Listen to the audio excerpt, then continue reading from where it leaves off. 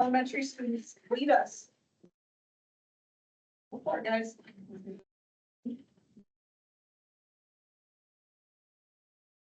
Allegiance to the flag of the United States of America and to the republic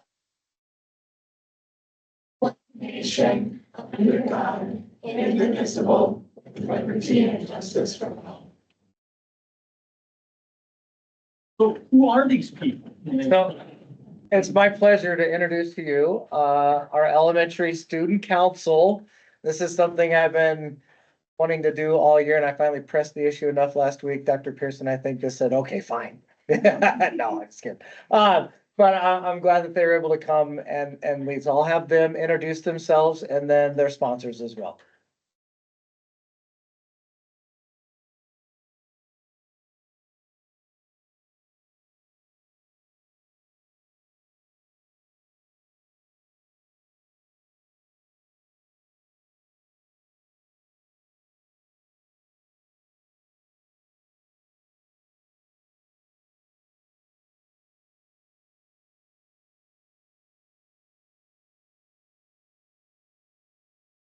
Shannon Molman, Elementary Student Council Advisor, and Karen Smith Advisor. Thank you guys for coming. Yeah, if you don't mind, I just was gonna have them share just a couple things that they've been working on this year and some things that they have coming up. So our first fundraiser of the year was our Math Family Fun Night, which was a huge success. We raised, we sold airheads as a fundraiser, and we did quite well. We ordered, I think it was 90 airheads and, oh, was it? 180? Okay. 180. That's why I took the check. And we only had 6 left, so we made about $70 off of that first fundraiser. And our next one will be at our elementary Christmas music concert, and we will be selling baked goods for that fundraiser. I don't think so, so far. We'll wait, maybe he'll come up with something else for us. No, to be honest, I do volunteer there for a lot. They did help with the Veterans Day program down in the elementary. So that was great as well. So we appreciate all that you do. Well, thanks for coming, guys. Thank you. And our meeting starts about 2 hours. Get your mouth ready. We have one more thing that we need to do. Ready? Happy birthday. Happy birthday to you. Happy birthday, dear Leslie. Happy birthday to you. Yay! Thank you guys for coming. I appreciate it. All right. I promised them they could go. Thank you.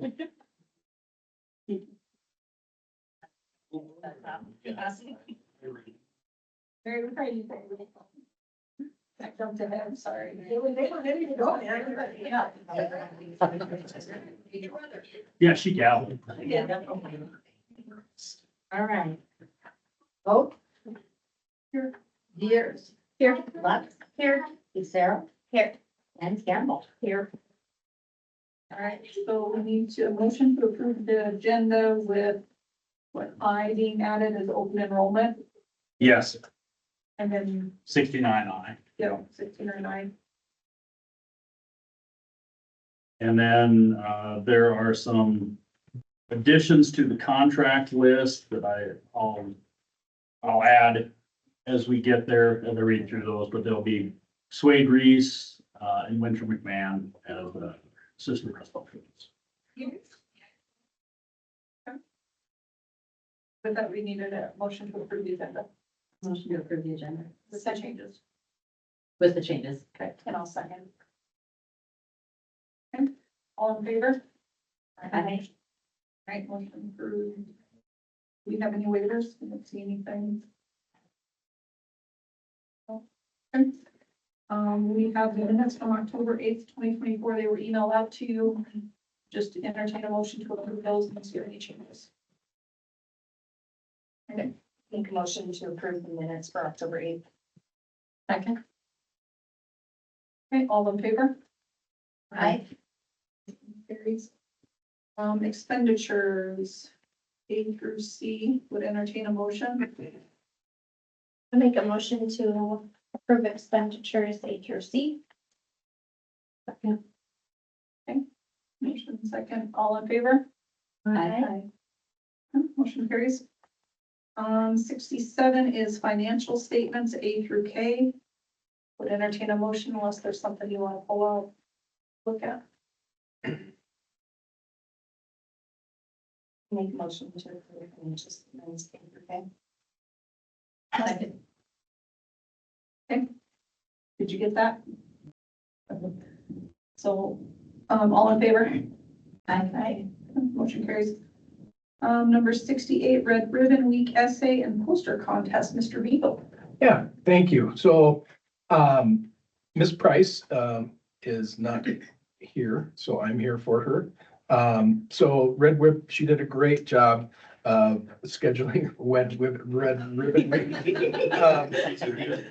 So, some of the highlights, were, really, she did a really good job of getting kids involved and it was a fantastic week. So Monday, Red Ribbon Week was wear as many red items as you can with the theme, we're ready to film life drug free. So the overall theme is life is a movie, film drug free. So Monday was wear as many red items as you can. Tuesday was Comedy Central, dress wild, wacky and crazy. So kids came with crazy socks, mismatched shoes, all kinds of wacky things, with the theme laugh in the face of drugs. Wednesday was Western Wear Wednesday. Boots, flannel, and bling. So kick drugs to the curb and shine bright. Thursday was Halloween, so we got all the kids to wear their Halloween costumes to say boo to drugs. And Friday was Famous Duo Day, so they picked a famous duo like Buzz and Woody or Travis Kelce and T Swift. And so it's easier to say no when you stick together was the theme for Friday. Had a lot of really good participation. We had dress up day participation winners. We did a percentage in homerooms. Third place was 8th grade Mrs. Johnson's homeroom. Second place was Miss Fravel's 7th grade homeroom. And in first place was 6th grade Mrs. Lehman's homeroom. We had some red ribbon ribbons hid in the mornings, and there was a bonus points were given to kids in their homerooms if they could find it. And distinct advantage were for those kids that got here early. So Wace Kammerer was here early with his dad and found 2 of the hidden red ribbons. So he got some extra points for his homeroom. And student named Landon Gonzo that gets here pretty early, and Willa Price found the other ones. The door, we did a lot of door decorating, and Bill Snow will let you know that the fire marshal was by that week, and so it was super timing. But kids had a great time and did a really nice job. So 4th place was Mr. LaCroix's room. 2nd place was a tie between Miss Fravel and Mrs. Besco, which is Mr. Dragoo right now. She's on maternity leave. And 1st place was Miss Grant. Grand prize winners with all the points considered. 3rd place was Mrs. Besco's room. 2nd place was Mrs. Lehman's room. And 1st place was Mrs. Fravel's room. And they've earned a pizza party sponsored by the Lawrence County Coalition. So they're really excited about that. We had a couple additional contest. We had some essays. Mrs. Ranapa believes in writing a lot of essays, and we like her to do that. We had Everett Wisser and Dakota Morrison were the essay winners, and we had 6th grade poster contest, and then one by Lily Usera and Nariah Waterland. So overall, it was a really fantastic week. A lot of kids participating, and that's what we want. And really good message. The Red Ribbon Week message is something I think that is really important that we stress every year. So it was a really good week. So thank you for The letting me kids report on really that. enjoyed it. They I did, heard from a lot of kids that they said it was fun. they did. Enjoy the pizza party. All right. Thank you. The new business, we're gonna look at contracts and resignation list. Getting there. So, certified substitutes at $135 a day. Joshua is at Hague.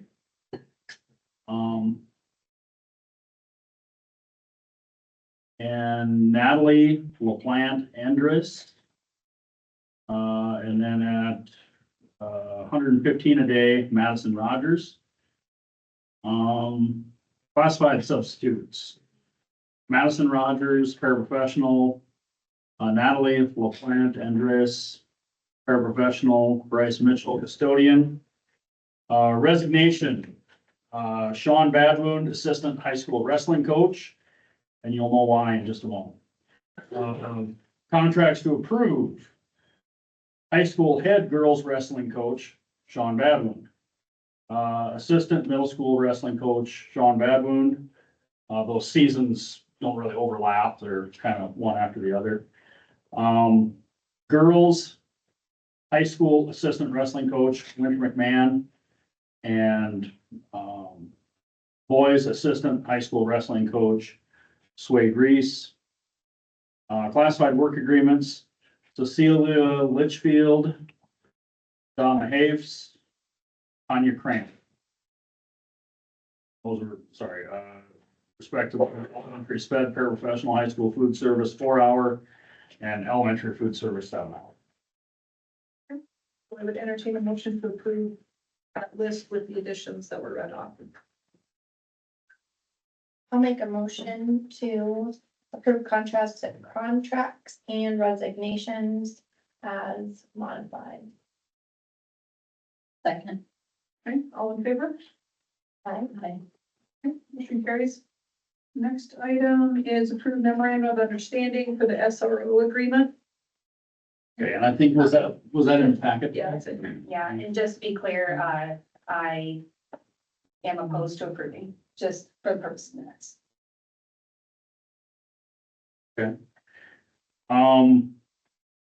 That was sent over to me by, or to us by, Chief Schaefer, and I think the dollar amounts are the same as before. It doesn't really change anything as far as how the SRO position, that's the way I see it, how it operates in our school. I think it's stuff between the departments that we're adding, so. To be clear, I mean, I am opposed to approving the contract and resignation list. I had nothing to do with this memorandum of understanding. So I just was voicing that for Mary, and she looked at me, and she said, you gotta be louder. Oh, So, okay, so as far as the MOU, totally different deal. Just making sure Mary got it down. oh, gotcha, I have. okay. So we had a 4-1 vote on that, right? And you got it noted, I do. roll call, okay. Sorry. Didn't mean to steamroll over you there. No, you're okay. I wasn't real clear on that, so that's where I wanted to make sure I was clear that I'm not talking about the MOU when I say I disapprove. Got it. Okay, so any questions on that MOU? And I would entertain a motion for approval of the memorandum of understanding for the SRO agreement. I'd make that motion to approve an MOU for the SRO. I'll second. Okay, all in favor? I, All motion carries. Right, so we are on to E's. The public forum. Discussion on policy. Okay, so I guess what I apologize if this is kind of going at a snail's pace. I think it's kind of a 2-part discussion, and that is, I guess, one, whether our current policy is adequate or needs to be tweaked, or if we need something entirely different. And so with that, I guess, I know Amber has some opinions there. One thing I think that, I didn't necessarily catch in this policy, but it's, one thing is that it specifically states that, you know, where that public forum will be placed on the agenda. And it says prior to approving the agenda. And I think the wisdom in that is that, some people feel that if you hear from people, at the beginning of the meeting, and then you approve the agenda, you can make changes to the agenda and you can add an item. Okay? I guess, in my opinion, the counter to that is, it's really kind of bad practice to add an action item like at the meeting. You know, sometimes in emergency circumstances, we might add an item. Well, like, for example, we added an action item with the open enrollments. You know, it's a pretty straightforward thing. There's not really much to ponder there. But anyway, a lot of people consider it bad practice to add an action item the day of the agenda, right on the spot. And then what I've always felt is under normal circumstances, and this, I'm giving you my viewpoint, my recommendation. We'll do whatever the board wants. I just want to be clear about that. But in my experience, I find oftentimes there are, you know, sometimes there are hot button issues, and kind of aside from that, there are issues that, just, you know, it's kind of time to talk about a certain thing, or there's maybe something on the agenda that people are aware of. People come out from the public to express an opinion on it. And I've found a lot of times that throughout the course of the meeting, when people hear about it on the agenda and they hear the board's discussion, a lot of times that answers their questions. Whereas I've seen people in the public, sometimes they come in all fired up about something, and then they look kind of silly when the board actually discusses it, and then, oh, I kind of had that wrong.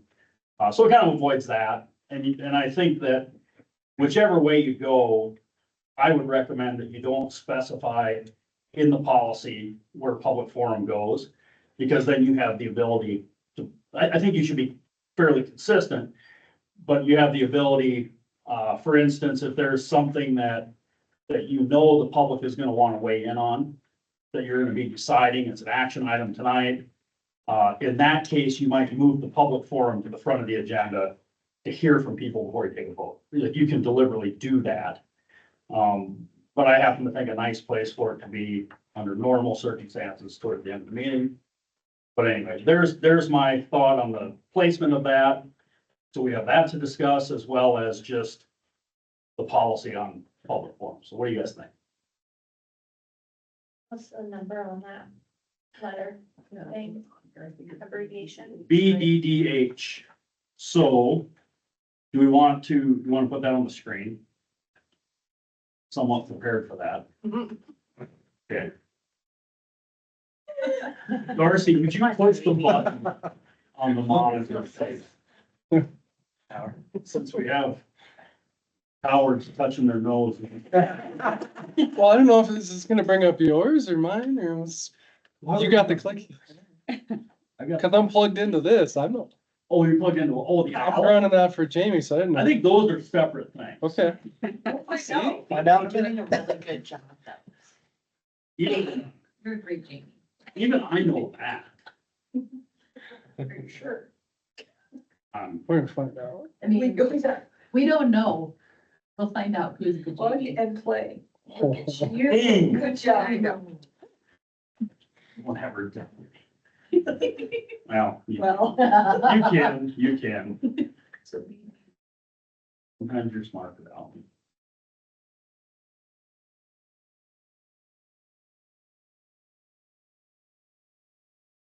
I hate when I'm gonna do something and then the thing moves. What I can kind of say, so this came up, when we were doing some public participation stuff, I was reading through our policies on how it was written, and I had asked a question like, I don't think we really follow this. So either as we're doing all these updates, let's go ahead and look at it, or not, one or the other. And so that's kind of why this got put on the agenda. So I just think if we're going to leave it alone, then we need to make sure we're following that policy, or do we change it to match? Either one is fine, we just need to make sure we're doing it. And I would agree with that.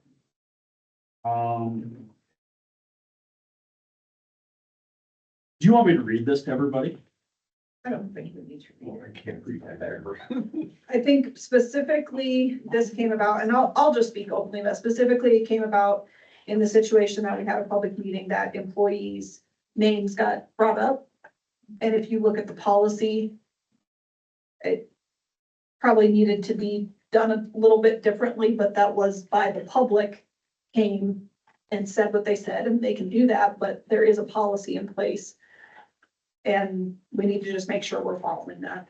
And some of those things honestly should have been cut off at the time, because it's one thing when you say, you know, I have concerns about, you know, like practice time or whatever, you know, but when you start like slandering somebody's character, and that, you know, those things devolve pretty quickly, because people are passionate. And yeah, there were some comments that night that, you know, that employee wasn't here to answer to, and besides that, even if he were here, you don't want a mess in open session. And so I think the big part of that though is, and I guess we need to have some communication between me and the board.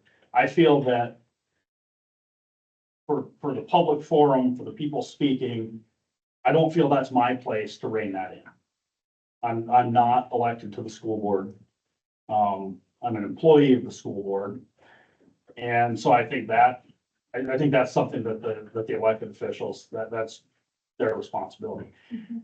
Now, I'm not wagging a finger at you guys, because stuff happens so fast, and you're not always like, you don't always have that in the forefront of your mind. Okay, what's the policy?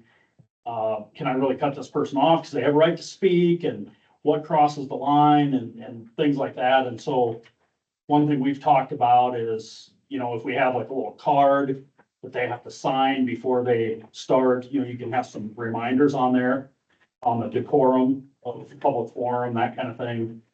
There are things you can do to kind of mitigate that so that you guys don't always have to be on your toes, because it can be hard, like all of a sudden you're looking in the rearview mirror going, I wish that would have gone differently. So. Well, I think specifically it came, I asked the question because I was uncomfortable with that, and it really wasn't anybody did anything wrong. It was just, honestly, I didn't even know the policy existed. And the portion, it says when a complaint against a school employee or a student is brought to the board during the public forum, the board president should direct that person bringing the complaint to the applicant. You have to follow the complaint procedure. And so now we know that, but I wanted everybody to be aware of it. So either if we're going to do that, I need to know that as the chairman, that you're going to be okay with me cutting somebody off and saying, no, this is not the right procedure. You need to go through this process. We're not going to have that discussion today, but it's going to make people mad when you cut them off because they want to say what they want to say. So I wanted everybody to be aware of it, that if we're going to keep this policy in place, that is going to be what's going to happen. So I need to know that I'm not going to get chided for following the procedure, because that's what it says. The other thing is there is discussion in there about what you had talked about, the meeting agenda location. If we're going to leave it at the end, then we need to update the policy, because that's not what the policy says. So there's a sentence there that says the time designated for public forum on the agenda shall immediately before the adoption of the meeting agenda. And that's in our current policy, but we've always done it at the end of the meeting. And I kind of prefer it at the end, because I do agree that sometimes there's things on the agenda that people want to listen to and maybe want to comment on at the end. But it's not what our policy says. And But this is sometimes we do part- want to just get it over with. Like we have a. Sometimes you feel bad because they're sitting the whole Yeah. time too. And sometimes we And don't. you want to can go through all change this. it. Yeah, so I think it's a two-part question. Number one, my recommendation is that we don't specify in the policy where it is on the agenda. That's the first thing. The second thing though is, even with that, if the majority of the board would like to, as our standard practice, have it somewhere else, Mhm. I just need that directive, and when we do the agendas, we'll do that. So that's the two-part question. So can it be that it's not standard, that it's standard, we have it at the end of the agenda, but in some cases, we do put it at the beginning? We've For the moved sake it of time. before, depending on. That's, Yeah, for the. we've done that before, yep. Yeah, because sometimes you don't want 100 people to have to listen to our entire agenda to get through, to get to the open forum. And sometimes you know why they're here. Right. You know, so it's like, okay, let's hear what they have to say before we vote on something, before we get into something. And that I can see. I mean, I think that as far as the first part of that, I mean, I think I think that there's already been some work on making sure that we're following the structure and making sure that we're doing what we're supposed to be doing, because I think that particular situation, I don't, it kind of devolved so quickly that I think that we're all kind of caught a little bit off guard with it. But I know that, you know, I know Amber has given it a lot of thought since then about, okay, what can we do to make sure that we're following these things in the future? Including, you know, what we've talked, like what we've placed on our agendas for a public forum. As, you know, just a reminder, maybe even saying something about, you know, hey, just a reminder, you don't bring up names. As far as the second portion of it, I would say yes, I would agree with that line in the policy would need to be removed. I like the idea of not specifying, just because I think that there are times that we have a pretty good idea when there's gonna be people coming to meetings and when they're gonna wanna say what they're gonna say, in which case it would be nice to be able to, you know, move to public forum where we need it to be moved, because there are times that I think it would be helpful to have that input prior to making any decisions, but I mean, I've also seen people sit through these meetings where I know exactly why they're here. And then after hearing us all discuss it, you know, it answered their question, and they're, you know, they chose not to speak during public forum as a result. Yep. So. So, yeah, do you have anything else? If not, I'll say what I was gonna say, but I'll No, I make sure there's nothing else. No, I So I think that the questions that we need to know before we can move forward with making any changes or not to that is, one, are you comfortable with the language? When it says the part about if it happens and somebody starts talking about an employee or a student, I, as the chairperson, I'm going to cut them off and tell them, no, you can't do it that way. You have to go through the complaint procedure. Just so you guys know that, are you comfortable with that policy? Because that is what the policy states currently, and I think that's fair. I think that's completely fair. Okay, and then, With that one other thing, we have to make sure though, again, for transparency and whatnot, that we do have, like, we've got a complaint policy, but we need to have an avenue. Again, like if people follow the complaint policy, and I think we're talking about within the same year, like say, well, I talked to so-and-so last year, and that person doesn't work here anymore. I think we need to have, anyway, like even if somebody follows the complaint procedure, we need to have an outlet for them that if like the principal or the AD is not being responsive and the superintendent's not being responsive. So if people feel like they're just being stonewalled, they need to somehow have access to the board. We need to just, and maybe public forum isn't always the place for that, but I think we need to kind of be prepared for that. well, and I think if we get an actual complaint, if they follow the complaint procedure, in theory, that procedure should be set up that goes to them, then it goes to you, then it goes forward. I mean, that is your procedure. So I think as long as they're following that complaint procedure, it should go up the chain of command if you don't get an answer. And And that's what it is. And I'd also say that, you know, if Amber has to say, hey, you know, please go through the complaint procedure process, well, I mean,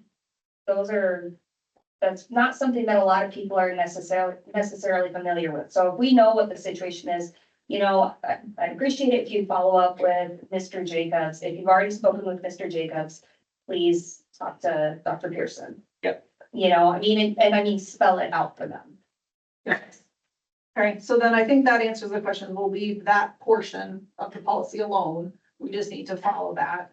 And then the second part was, so when you are speaking See. Yeah, that's fine. So we'll take out the time designated for public forum on the agenda shall be immediately before the adoption of the meeting agenda by the school board. I don't think we even need to state that because it is on the agenda. Or you could say, public forum will be placed on the agenda of every meeting. I mean, Regular scheduled meeting. regularly scheduled meeting. And then the other one that had come up is in here, it's number 1, agenda, non-agenda items, C.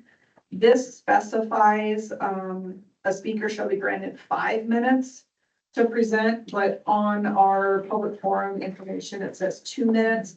And I know where that came from is because I had given an example of this is what, county commissioners, school board, city council, all of them have some sort of statement on the bottom that says this.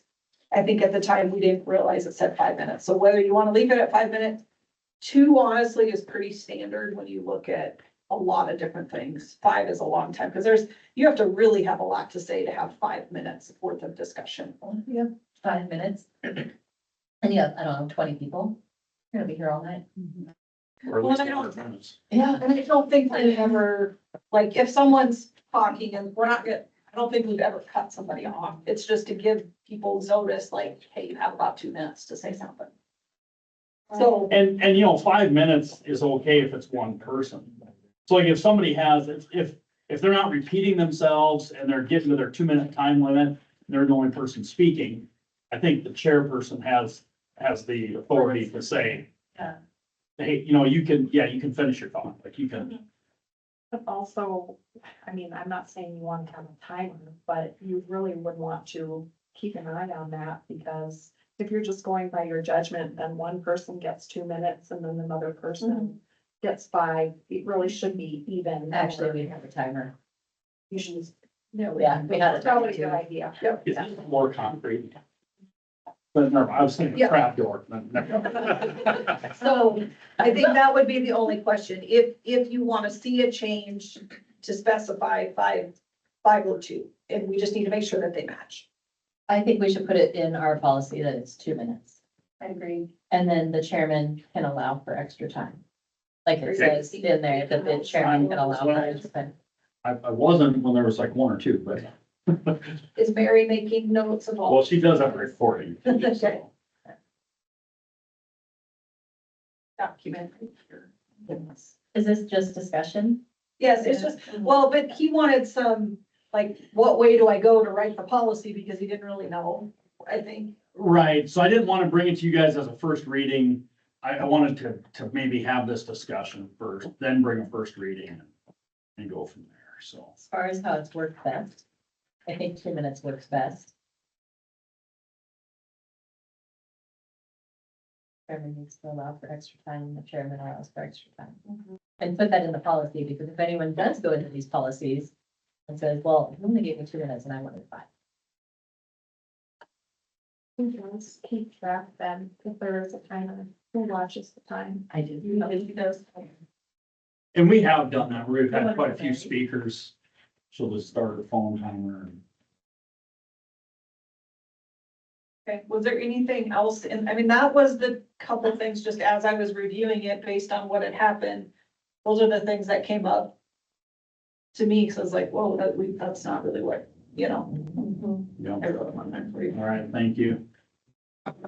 I think other than that, the policy itself was Not bad. okay. Yeah. Okay, I think there was no discussion. It was just, he didn't want to spend the time on it if I was the only one that felt like it was kind of weird. I'm sure we'll have to use it I again. mean, but that is, you don't want to spend time unless they all agree. Okay. So then the next one, that was the discussion. First reading on the changes to those, if you want to pull up GCBB. Since you're, got this down.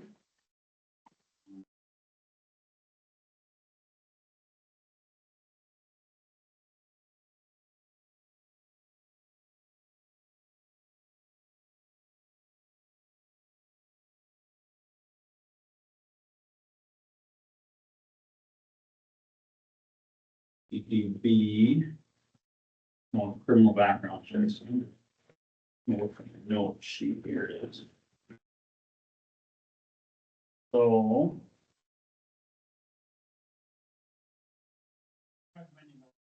It looks like our criminal background, just to give you guys a little background, we had gotten a huge list from ASBSD, or everybody in the state got this huge list, make sure all these policies are up to date, because there have been changes like in laws and things like that. Well, some of these, a couple of these, our policies are already good because they're so recent. So bear with us a little bit. Go down. Well, yeah, let's maybe go. And then JO was the next one. So if you look in your packets, there was a kind of a recommendation list in there as well. And how do you say? No. No, like, I'm looking on this. Okay, GCD, yeah, they were in kind of a weird order too, so. GCDB, We just did that one. That was the criminal background checks. okay, So if you go, let's go to the top of the sheet, AH, conflict of interest disclosure and authorization. It looks like the recommended change from ASBSD updates the language to reflect updated language in statute. We did adopt ours in September, so it is current, so we would have no changes at this point.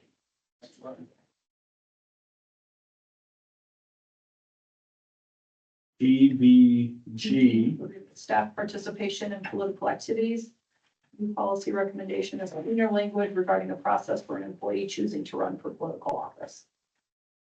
So you would recommend updating it to the new policies from ASBSD. yeah, to the new language, so basically it's a strike through on the entire old policy.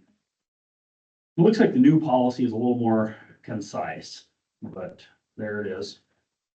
And basically it's saying that employees have a right to run for office, and if they do that, they're not gonna lose their job, because of becoming a candidate, unless it leads to a neglect of duty.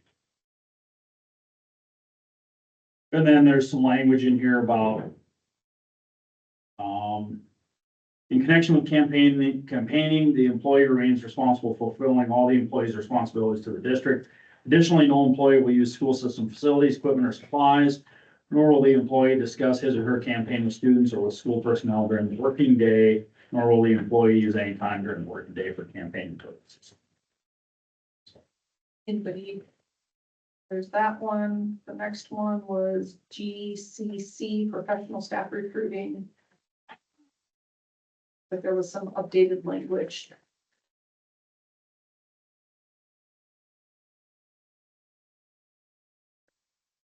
And did you guys have any trouble,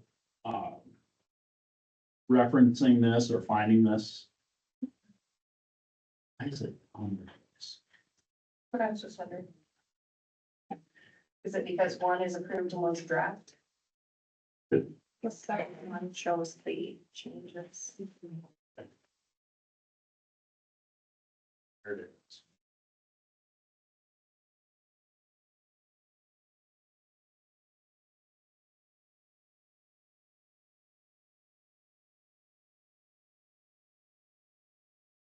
Okay. Any comments on that?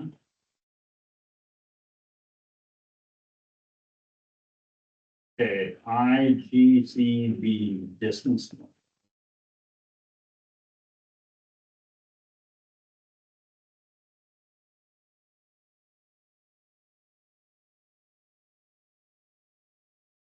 And this one, I made a few changes from the ASBSD recommendation to kind of align a little bit with our current practice and our policy on distance learning. If you recall, we've looked at it a couple times when we did the policy review, but then also a couple of years ago, Mark and I brought some recommendations, and so this kind of aligns with those elsewhere when we talk about granting credit for these online things, so. And I guess the thing that I changed to match our school specifically, you know, there are quite a few instances where we pay for online credits, correct, Mark? Even in like a credit recovery situation, a lot of times, don't we pay for those? And the way the policy was recommended from ASBSD, it was any online courses, the family has to pay for it. Well, that's not been our practice. I don't feel a need to change our practice. Do you, Mark? No, and we've only had a couple instances where students have repetitively like failed online courses because of neglect. And after that's happened, then we say we're not gonna pay for it. If you want to, you're more than welcome to. Because it's a privilege.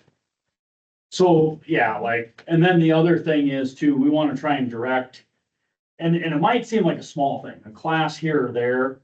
You might think no harm in that, but we really want to direct kids to taking what we offer here as much as possible. So like, if we don't have full courses or full rosters in the courses we have, you can kind of get to a point where you have too many kids taking online courses because they want all these random things.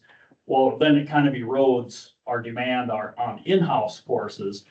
And where that can become real issues when you're looking at staffing, especially in a school like this, where you're maybe on the bubble between like a 3-section school and a 2-section school, or if you're a solid 2-section school, and you guys know what I'm talking about there, right? Like, but then like if you have not enough kids filling those rosters and they're taking too many things online, then it can drop down to where like maybe in math, it can affect people's jobs. And we don't need 2 math teachers because we have so many kids taking all these online math courses. And so we want to try and funnel kids as much as possible through the stuff that we have.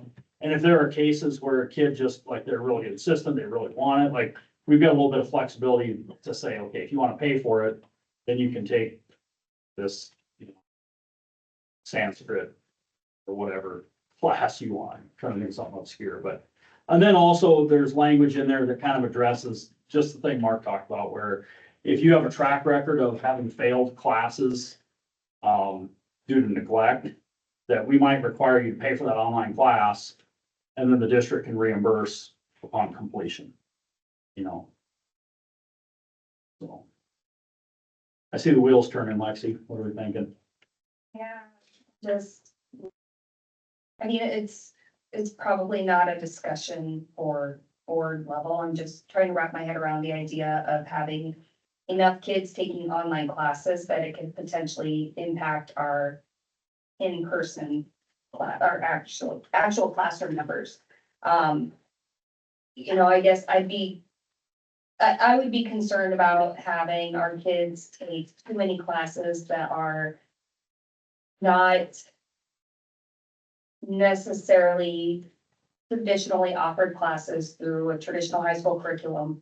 I mean, if you have a kid who wants to take, PhD level calculus or something, okay, I understand that, but if we're talking about taking something kind of bizarre, I just struggle with that. I think, but I think have that's to for have it outside approved, of. but they have to have it approved, so it's not like, I mean, I'm there now because I'm dealing with high school stuff like that. Believe me, she's requested lots of stuff where it still has to be approved by the principal and to say, you don't really need this. Right, and I mean, I can understand, like, I mean, senior year, I ended up taking a health class online because I needed PE credits to graduate and I blew out my knee.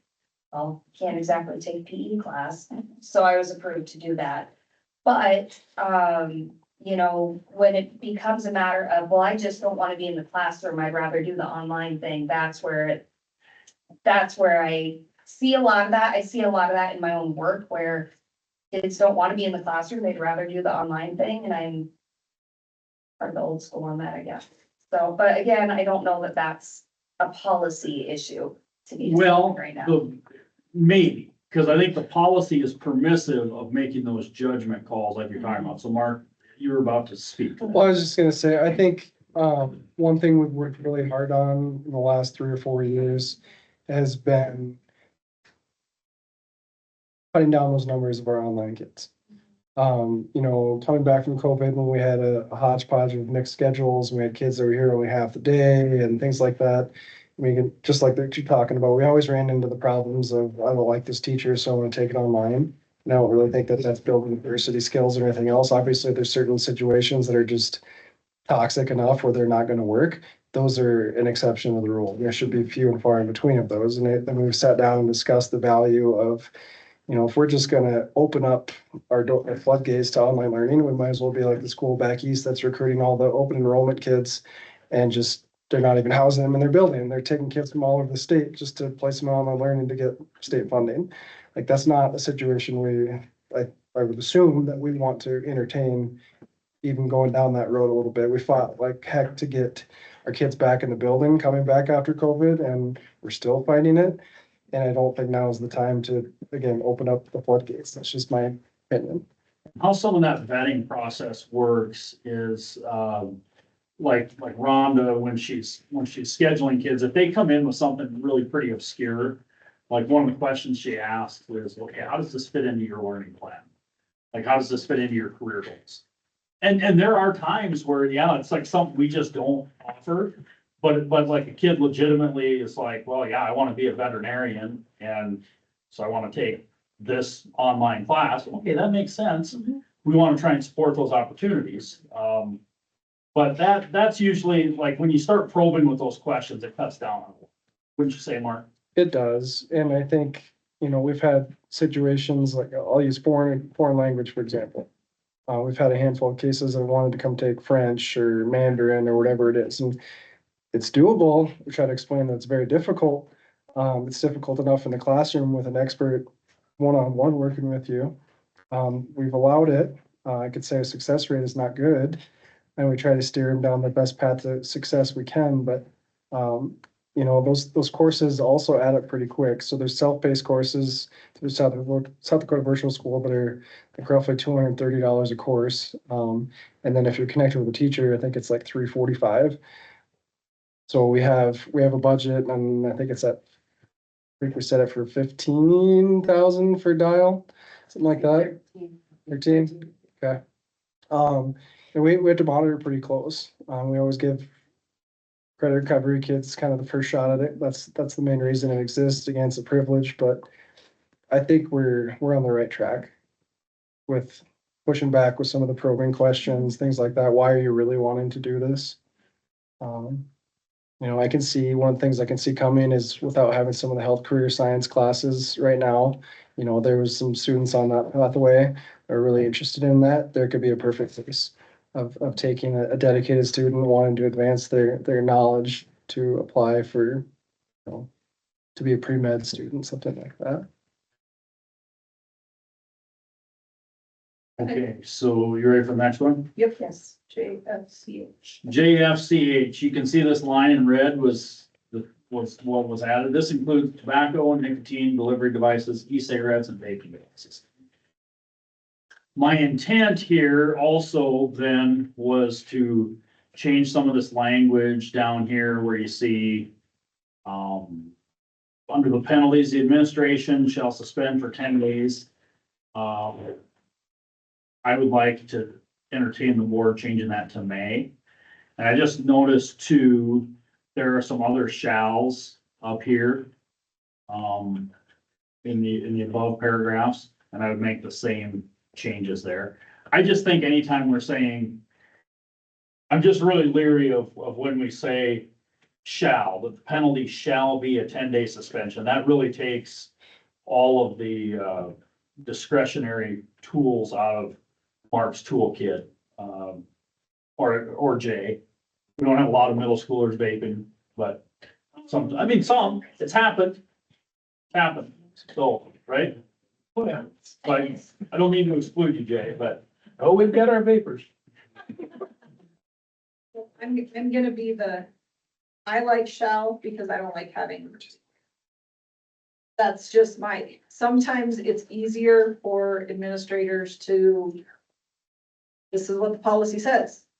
Because if you have one administrator do this and one administrator do this, and then all of a sudden the board has to get involved because they're treating the same situation differently. And That's my concern. I don't like shall, because one, I'm fairly confident in saying that's not what we're currently doing. And if we're not currently doing that, then I think that has no space in our policy. I will also say that from my own background, that, you know, requiring a 10-day suspension over something like this, I think is more detrimental to the child than if we were to do something else or come up with some kind of plan that involves our school resources. So I can tell you, like, right now, in a typical first offense for something like this, we go with like a 3-day in-school suspension. We require them to take a chemical imbalance class, usually through ABC. If they successfully complete that and they register for it, they get their suspension reduced. It gets marked. And we refer it to the court systems, to diversion, depending on the case, but it gives us that ability of, you know, I'll use it in a different context. Student A comes down from a classroom, they got sent down from a teacher and they're sitting there shaking. They know mom and dad are gonna find out and like their lesson is being learned on the spot. Student B, maybe that's not the same case with them. And I think overall, yes, the vast majority of cases are gonna be dealt with black and white. Here's the policy. But I think to an extent, you're doing yourself a disservice without working through, because we differentiate everything in the school system. Everything we do is differentiated, and we say that that's best practice. I think it should be similar with discipline. Now, you leave yourself open for a little bit. There's not a doubt about that, but again, if we're gonna differentiate their academic instruction for what their specific needs are, it's just my personal opinion that there's gonna be avenues of differentiation that are needed within discipline as well. But I'd also add to that, I think our principals are pretty good at being consistent with, you know, and of course, sometimes there are circumstances that, you know, you look at the circumstances, but I think the other thing is too, we've got a number of, like drugs and alcohol, not a number of items that are named here. And I'm not comfortable with a shall in which we're treating all of those the same. Now, I don't condone any of it, but I think, first of all, I think we all know, we wish we were better detectives and could catch more of the vaping. Because there's a heck of a lot of vaping going on that we're not getting on top of. But I think if we start saying we shall suspend for 10 days every time we find a vape,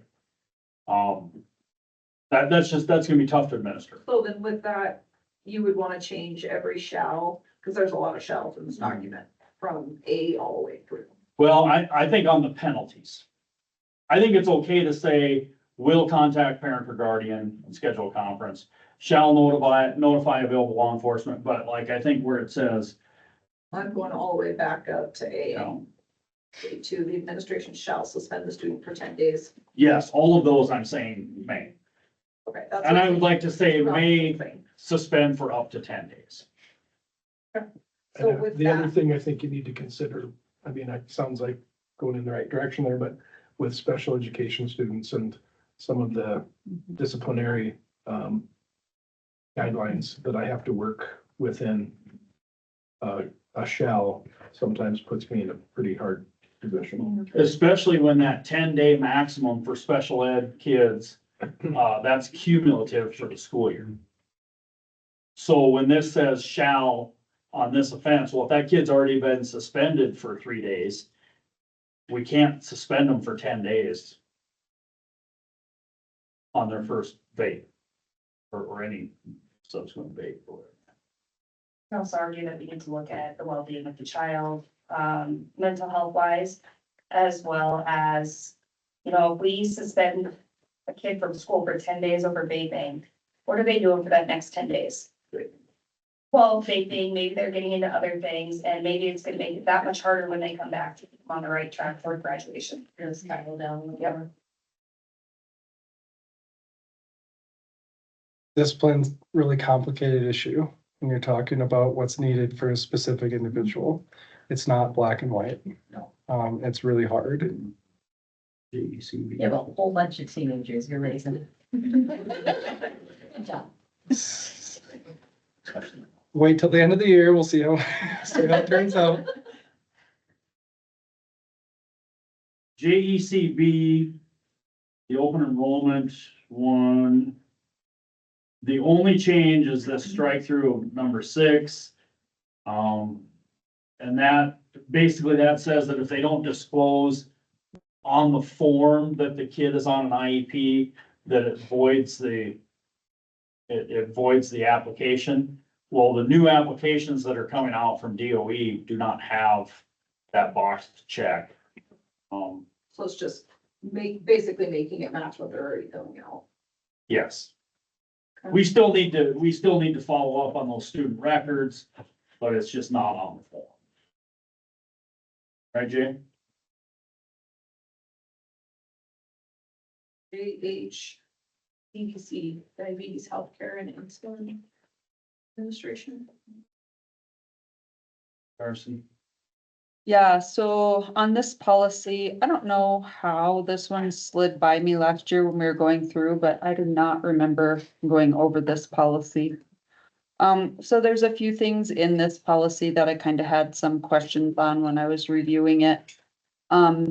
First of all, for the most part, I think that we're gonna let it be the same. I do have a question for Margie on this one as far as like, when we have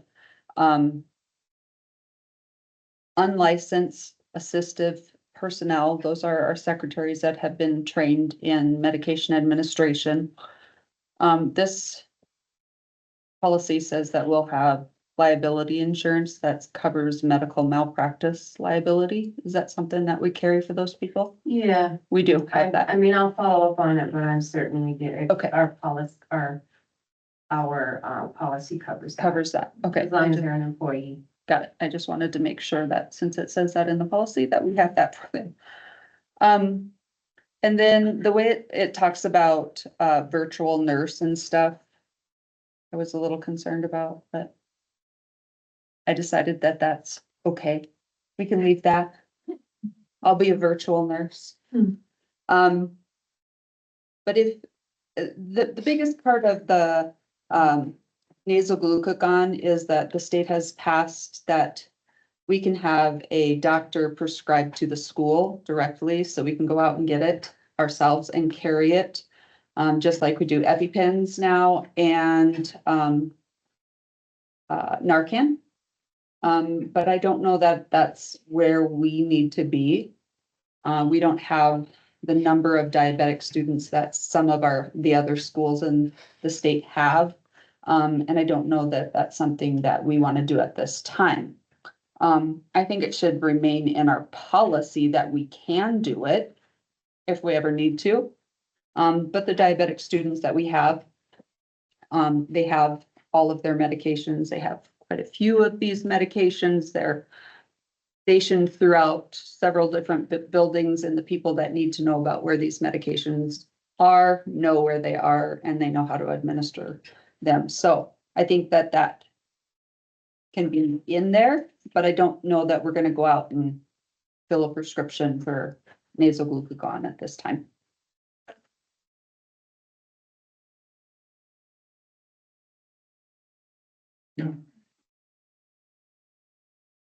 Yeah, this one, this JO on student records is basically allowing us to, or it's saying that we don't have to get express written consent to share information when it pertains to financial aid that that student has applied for. So they've applied for the financial aid, and then there's some request for that information, and state law has changed that we can go ahead and give that information, so. Is everybody all right with that? And then the last one.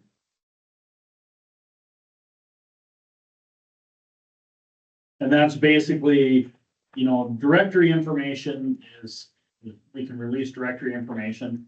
And they're basically saying in this policy now that that includes email.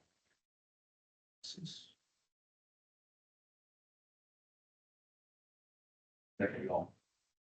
So in all those things that are listed, district has designated the following information as directory information. We would add email address to that. So this is the first reading on all of these things. So we'll have a second reading next month. on Yep. them. So if there's anything that comes up, but I think overall, kind of the things we need to fix, then like the shouts for me, really the biggest one. You know, Anything else that you guys have on any of those? Okay. So the next item is the review of the architectural service agreement for the middle school project. There's been lots of back and forth on this. And I think if you read your memo, it was, Dr. Christian's just looking what we want to do. Either we're gonna move forward or we're gonna tell the architects, no, we're not going to move forward. Based on the proposed movement of the power poles, it was quite expensive. What was it, 500,000 or right at there? Or $500,000, which doesn't really appeal, I don't think, to me or where we're at within the boundary. So I think really that's what we're looking for is, are we gonna move forward or are we ready to say, no, we're not gonna move forward? That's kind of where we're at. Clear, we have the option of moving forward, but without moving the electrical poles. Or we Yes. can move forward and move the electrical poles or not do anything at all. So we have 3 total options. yes. I think, We could move forward with that very first one that just basically we're just dealing with the parking, the corner of the building and leave everything else as is. They would have to design around those poles. Like, it would suck. But I really do think that we need updates to our middle school. I would be supportive of us approving the agreement at the 1.5 million mark, but I struggle with the idea of an extra $500,000 to move electrical poles, especially when I would not be surprised to see that be something that's gonna change in the not immediate future, but within the next, say, 10 years, I wouldn't be surprised to see those go underground as it is. So I hate for us to pay for them to go underground. right, and I want to clarify too, and I know it's been a couple months since we've talked about this, but the latest information they gave us last time we had an update from Dan Miller, those, with the furnishings and everything and the, owner's contingencies and all that, it was closer to like between 1.7 to 1.8. I just want to be, and that we can still fit that into our 5-year capital outlay plan, but I wanted to clarify that because if we're thinking 1.5 and then we move forward and say, hey, wait a minute, guy, you weren't honest with us. So. 595, so I just, Yeah. that's where I got that. So the 1.6 really is what I'm seeing from the budget, and then I see the 127,000 compensation that is in addition to the 1.595? Or that is part of the Yes. 1.595? Yep, you're looking at the right thing. So like the soft cost for 191,000, that's like your professional service, architect fees, et cetera. But that's included in that 1.595. No, soft color included usually. I'm sorry, I thought I read that. It's 1.6 for just the regular, and then I think there was a 15% contingency. And I think that specified soft costs. This had been in the board packet the previous month. And so I want to just, this is the same last information that we had. But I want to just, make sure that we have and understand this. My computer just decided to freeze. I'm dying. We've been here too long. It says, nope, we're done. It's only been an hour. I know. I just look at. It's just one of those things that scares me. Okay. So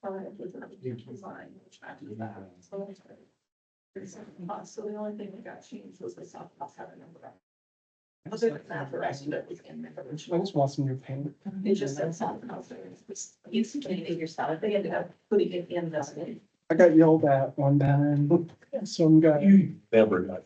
I'm gonna ask for forgiveness.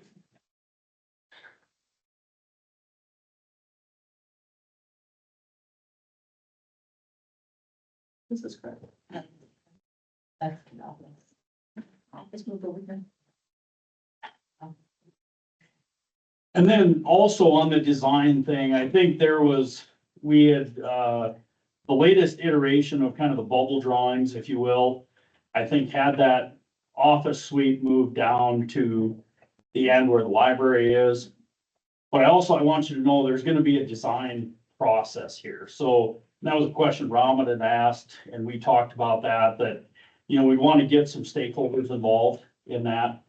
And the architects can kind of help guide us through that, but getting some input from some current staff, and from some parents, and there will be a little bit of a process to that. So we're not totally locked in on the design, but you know, that's kind of the way it's trending right now is on that end. If there's something really dramatic, a dramatic change, I think this is gonna be the basic design, but how it looks when you get down to the brass tacks is something that we'll be seeking some input on and will be a work in progress.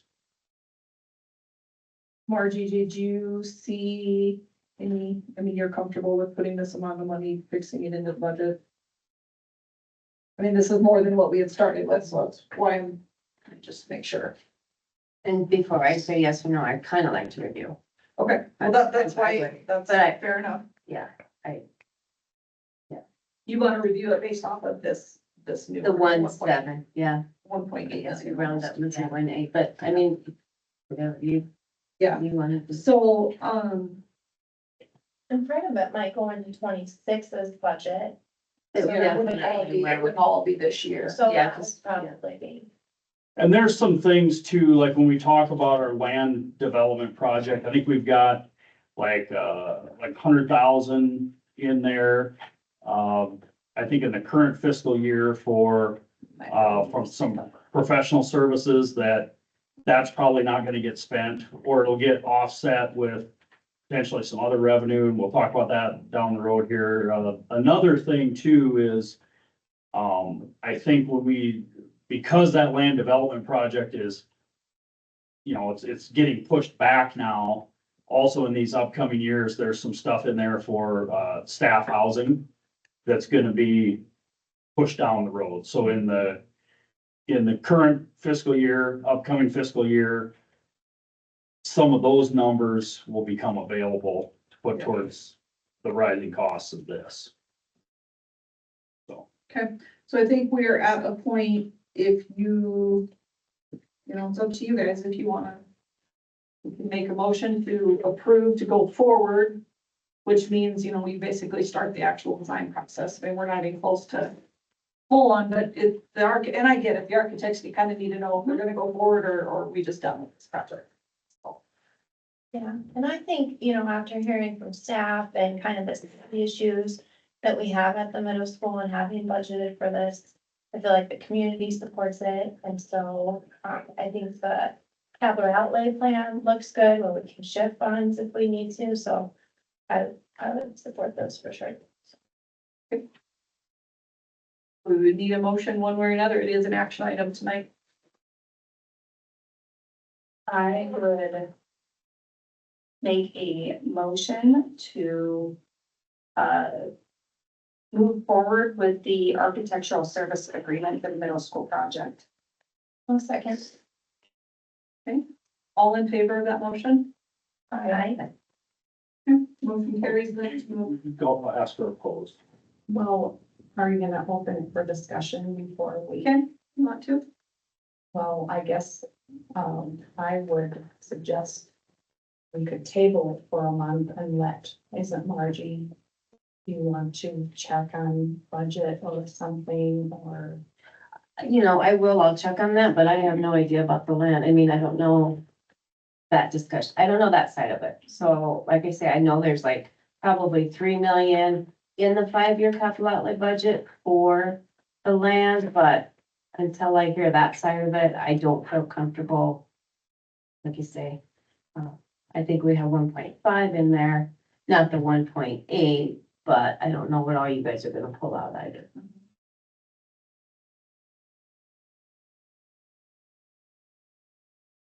But we're in a little bit of a messy place here. So we've got, Well, we have a motion to approve the architectural service agreement. and we have a second, so we can do a roll call vote. If you choose to. I guess, well, and that's where I wanna make sure the money's there too. So, I mean, I guess mine would be pending the money is available for this, but I mean, we aren't gonna do anything if the money's not available. Well, yeah, well, okay. And I mean, honestly, really. I don't know what we have in FY twenty-five, and I don't see a whole lot being done in FY twenty-five. I don't think there'd be hardly. I think it's gonna be anything. FY 26.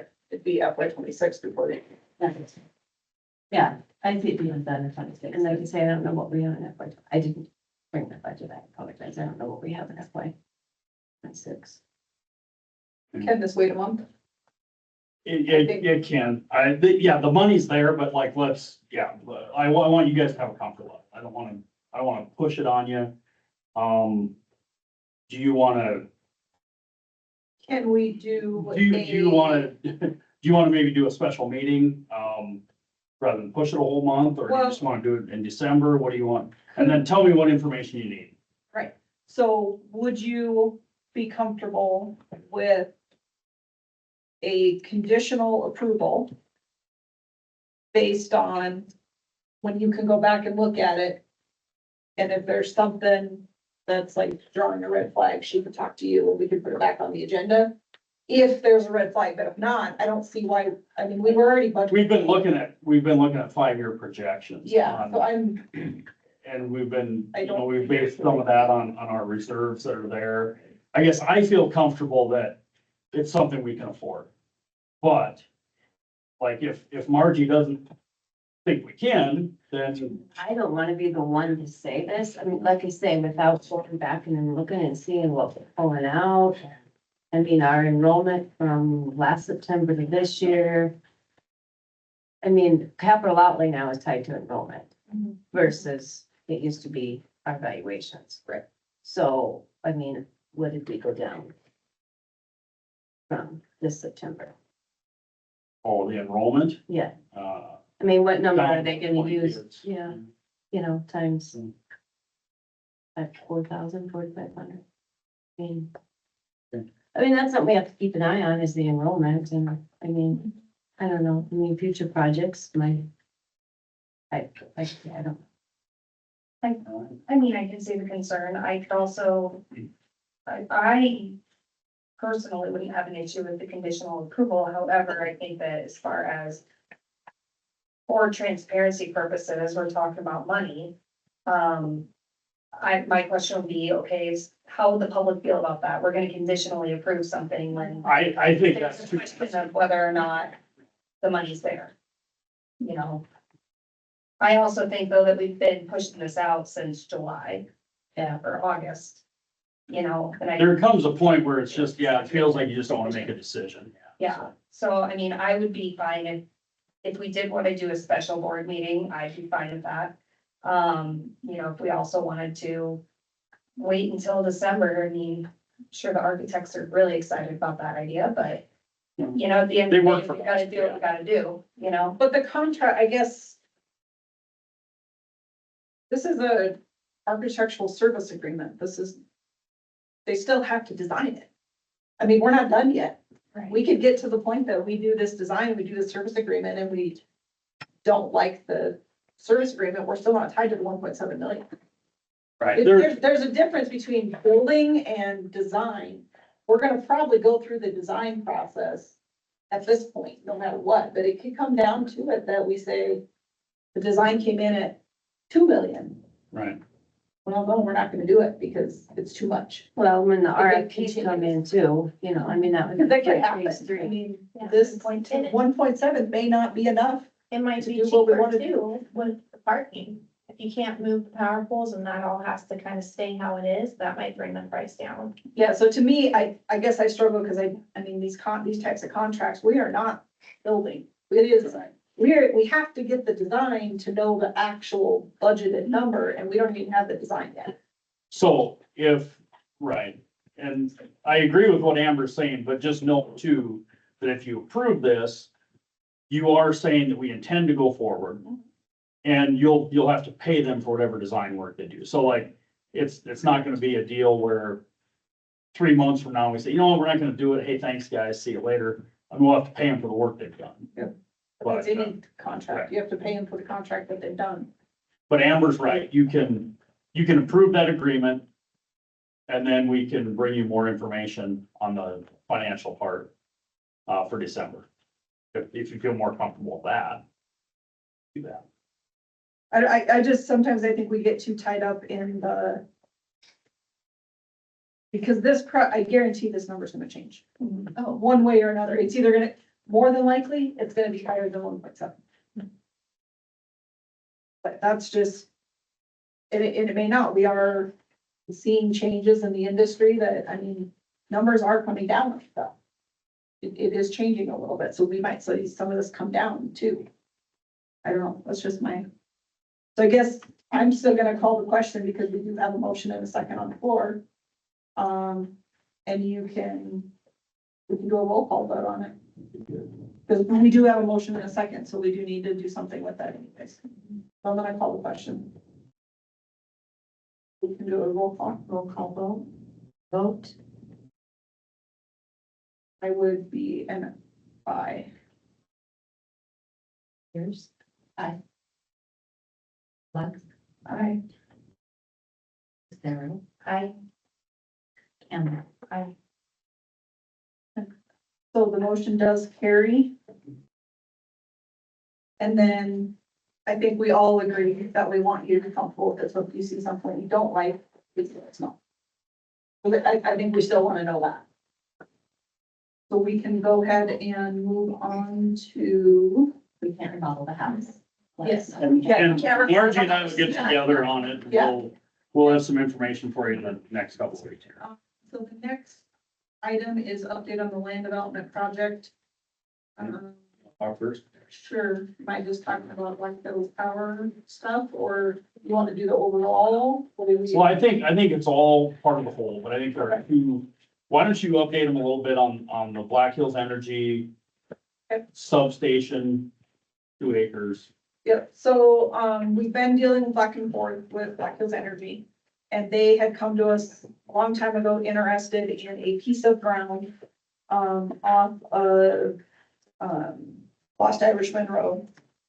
And if, if you've been up there, there's there's lines everywhere. The major transmission line is there. They're very interested in having an area for a new substation. We do need it for continued development and Lead. They are in much needed substation. And so the question to come about is, would they be able to get a piece of property from the school district to put a substation on, since we own that and a lot of their lines are already, it's a major transmission line.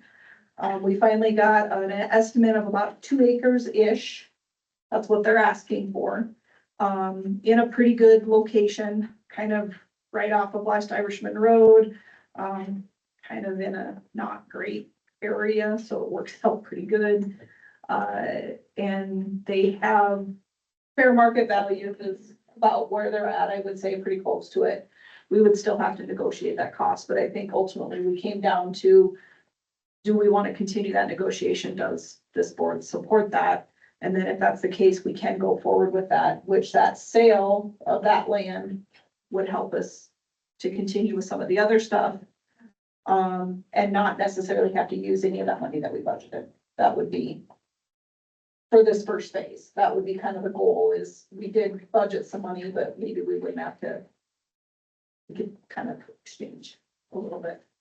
But we didn't want to go any further with them without kind of knowing the feel of the board, I guess, where that was at. That's kind of the gist of that part of it.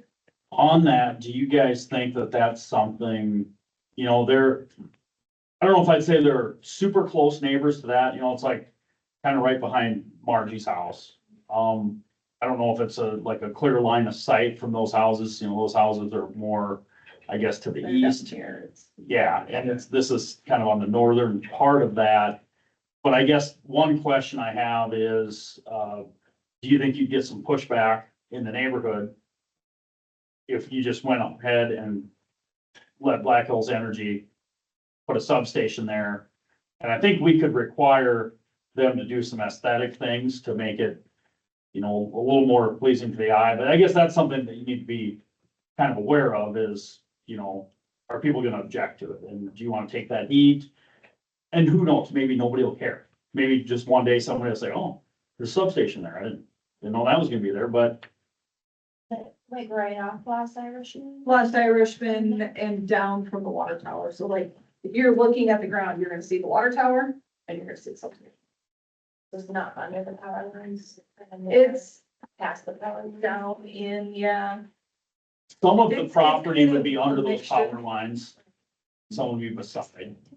A lot, didn't it? Yeah, but I mean, substations are growing and they need the space for them, and their ideal is to not have a neighbor right next door. So they're purchasing the land in order to keep that space around it. And, you know, they had talked about fencing, you know, different things that they can do, but it's still a substation. No fence is gonna hide a substation, but you can do some things to make it a little more aesthetically pleasing. I think when I look at it from a perspective of planning, I would much rather plan houses around the substation than have a substation go in after housing is already there. Yeah. So I think you can design it around it versus the other way.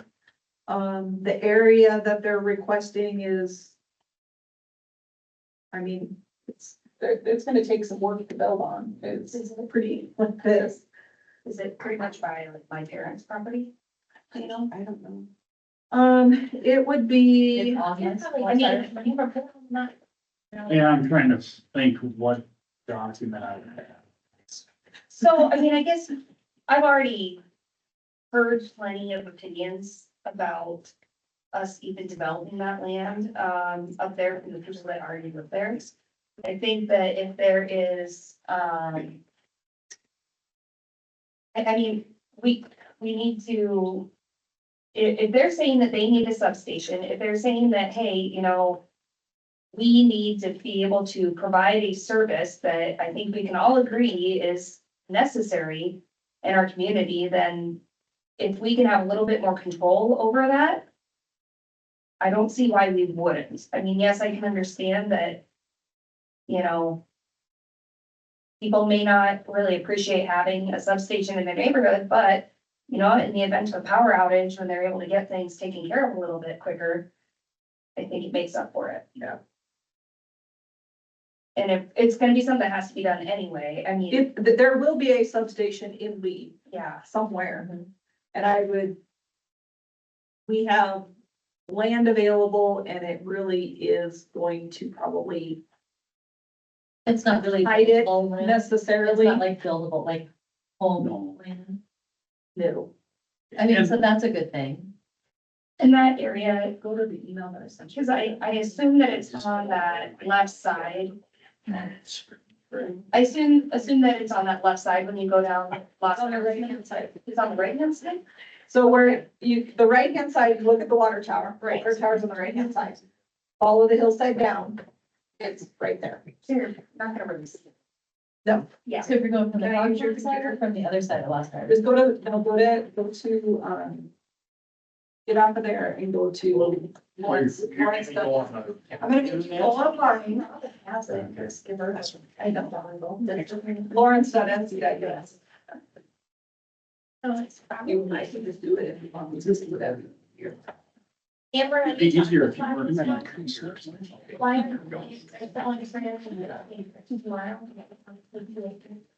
No, because that location isn't by the. Oh, It's not the right area. though. Especially if you've already got utilities in that area. There's our fires going up. This is the wrong section. House is right here. That was my parent. Yeah, so that means that there's. It's already on you. Yeah. And I put on with that pretty, just because it'll be easier to pull it up. Yeah. So I guess an opinion I have here is that, you know, we're talking about potentially doing some development to help our district with housing and so forth. I think that it would be a little hypocritical to want people to go along with something if we're not willing to help out Black Hills Energy to find a location to put their substation that will not only support that development, but just, the electrical needs in the area. Just- It's right where there's the water tower. Yeah, It's so, right there. Ish. yeah. So here you go, folks.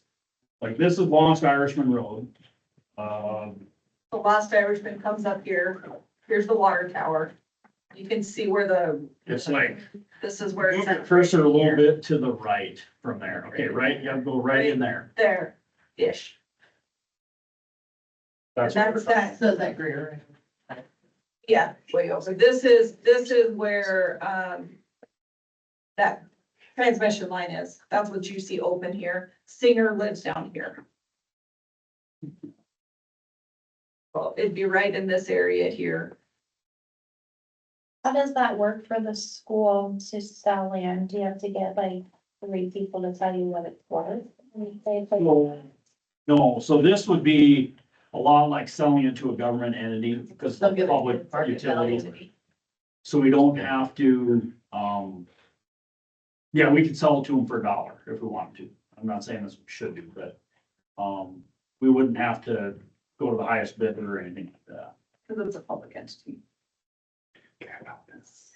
No. Would the city of Lead have anything to say about that? Well, it's kind of, that blue line is city limits, Right. so I think it probably is gonna be in city limits. But the city would be agreeable to that for just It's a future public planning. entity, same thing. Yeah. That's what it's for. Right. And I know Jason and a few people from the city they know that they're going to need the power. Like, they need it for any future development. Well, look at all the houses that are going up. Yeah. So what we could do, I don't know how big a hurry Black Hills Energy is with this. What we could do is the decision before us tonight could be authorizing Amber and I to negotiate the sale of 2 acres to Black Hills Energy. And then that wouldn't necessarily make it, that wouldn't make it a done deal. That wouldn't make it you'd still have to approve the sale. Yeah, I think the question, so basically, I mean, I can share this with you guys. It was basically, he was just touching base with the school board meeting, how things went. Do we need any additional information? And are we willing to at least continue the motion? I think they were to the point, same thing. Either we need to move on and find something else, or if we're still in the picture, they would like to kind of keep moving forward.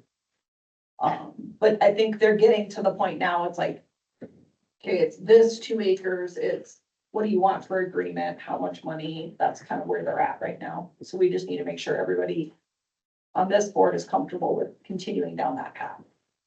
And then the actual like contract would have to, once we decided to do it, that would have to, like, amount of money and whatnot would have to be. So you'll see this again, probably next month, I would assume. But I guess I would like the board to authorize us to essentially make the deal, not commit to the deal, but to negotiate. So. I mean, I don't see why we wouldn't. I mean, I can understand that, yes, there might be some neighbors that's up there that aren't really happy, but they're already not happy that we're looking at developing that land, so. And if this is something that's gonna ultimately help not only that neighborhood, but our project and, our community, I think it's something that we need to consider. So would you guys be okay with me making a motion, or do we want to continue discussing? We could do motion, second, further discussion. I would make a motion to allow Amber vote. I would say that you allow the land use committee, Those can use probably. I'd make a motion to allow the land use committee to negotiate an agreement with Black Hills Power for the sale of that land. Motion. I'll second. Second. I would also say Discussion? something in there about, making sure that when you talk to them, that it's aesthetically pleasing to the homeowners in the area. And that might be something, if they have other things that they've done before out of their substations where they can provide just a visual, not that that's what it's gonna look like, but like an There example. are some examples. They Some show. things that show that would be helpful. Yeah, But it is still a substation. It is not going to be hidden from you. yeah, but it needs to be something that, like garbage. There's 5,000 power lines up there. Yeah. And it's not gonna be any worse than what's sitting there. Yeah. So we have a motion and we have a second. Any more discussion? All in favor? Okay. Okay, motion carries then. And then what else do we have? I know that was the one thing. Okay, then the other thing, yep, kind of a big update really. We're kind of dead in the water with the RFP concept. And, you know, we had thought that that we could, at one time, we just, you know, to give you some history, we thought that we could, I guess as part of the compensation, rather than just dollars, we were considering, meeting district goals for housing as part of that compensation package that we would look at. And doing some more legal research on that, it's just, there's not really any wiggle room in the law for surplusing real estate. That if the district's gonna sell some real estate, it's gotta go to the highest bidder. Period. Okay, so basically, we looked at three options to kind of work around that. One would be a legislative option, and there are issues with that. But basically, get a law passed that says school districts can develop land for housing to meet, you know, staffing needs and family needs, et cetera, et cetera. That's a little bit problematic, just that, you know, it gets political and a little bit unpredictable there. And so another option would be to go to like a third party, like an economic development, like Lead Economic Development. Would be kind of a logical entity, transfer ownership of land to them, and then they would have in statute, we could legally do that. And then in statute, they would have the ability to then do kind of a proposal like we were talking about. That's kind of a step removed, and there are some things the committee just wasn't real comfortable with that. What the committee is recommending we do, if you want to move forward with the development project, is pursue placing covenants on the land and go through the platting. So it would kind of commit us to a design for the development. And then we would have some investment in platting the lots. And then put it up for sale, or with covenants in place, put it up for sale to the highest bidder. Then those covenants would be legally binding, and we wouldn't sell 100% of the land. It would be the part identified for development minus lots that we would decide to retain ownership of. And then that would kind of keep us with a seat or seats on the HOA, keeping some control of that. So it wouldn't be, and that was another thing. Eric Neese thought, you know, the school could just act as a developer as well. I'm personally not comfortable with that because our core mission is education. We're not land developers, and we don't have super deep pockets. That just doesn't, that's not a very appealing option. But this way we could not get into the land development game. We could sell it to the highest bidder. And then our conditions, things like not allowing short-term rentals within this development, the types of housing, certain lots will be identified for certain types of housing, different things like that. We'd be able to put that in place and then sell it to the highest bidder. So the question had come about, I guess, and then the last thing was, the thought process is to go through the annexation process and get all of the property inside city limits to make that cleaner. So that would be the first step. We'd have to do that first. And then we would like to see a plat be approved for the entirety, so getting rid of all the mineral survey loads. Because right now, we don't want somebody to be able to come in, sell them off, and sell 10 acre mineral survey loads.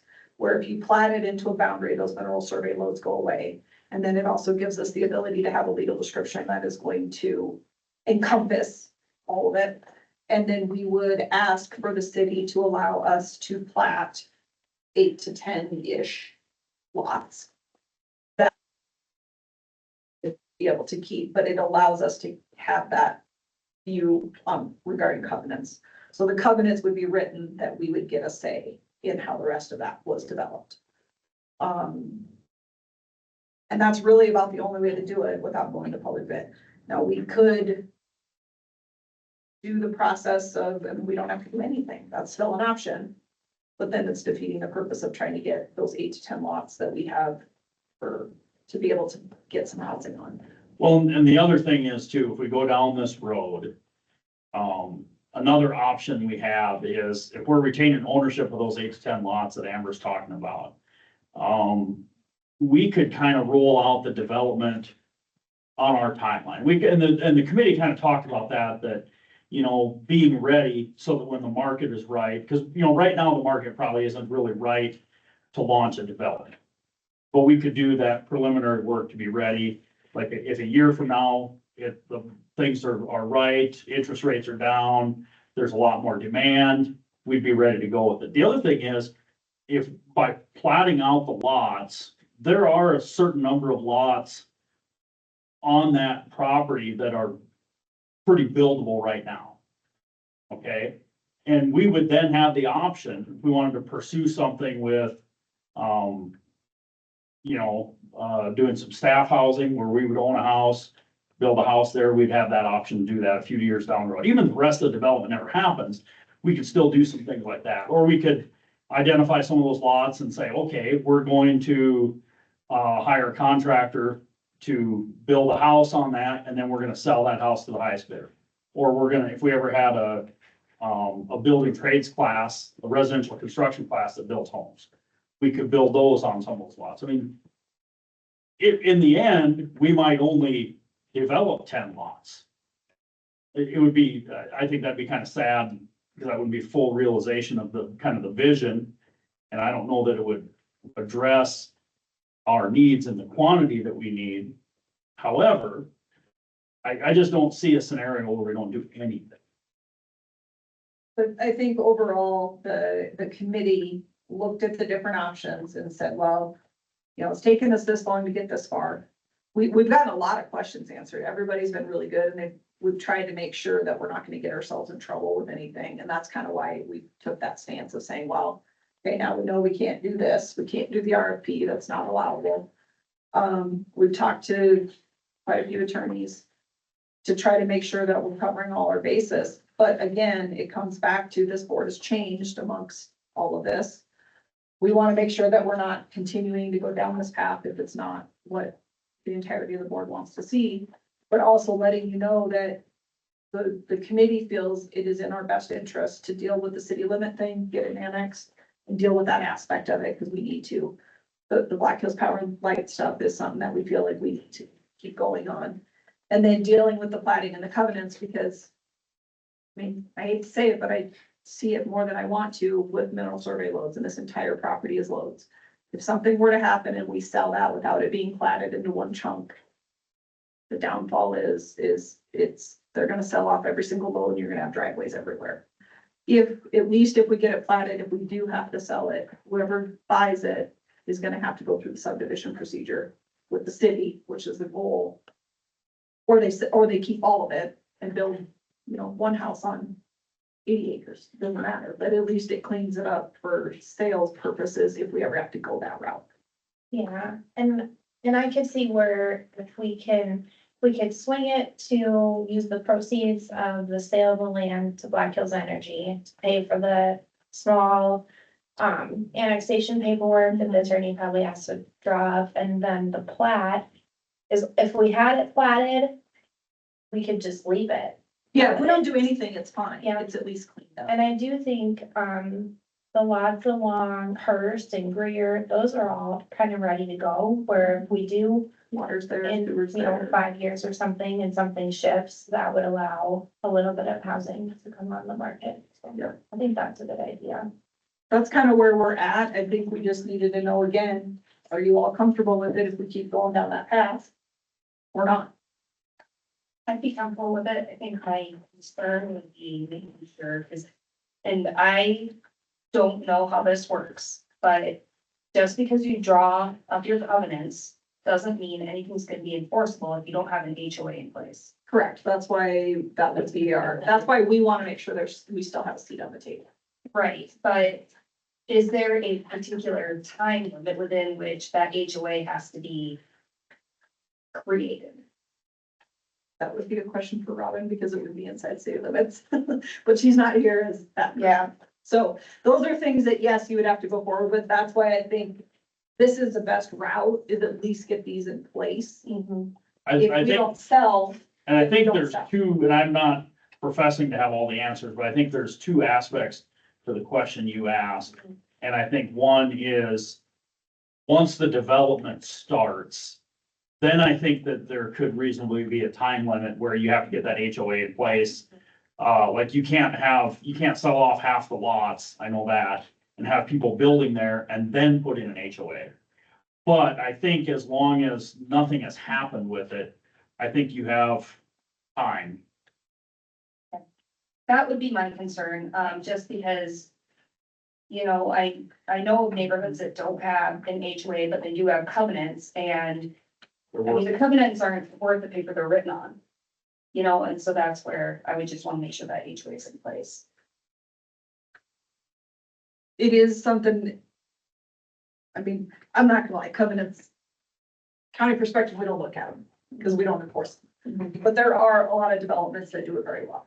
Well, and that's just it though, is that, I mean, anything that were to happen though would be civil in nature, which could also mean more litigation for us in the future.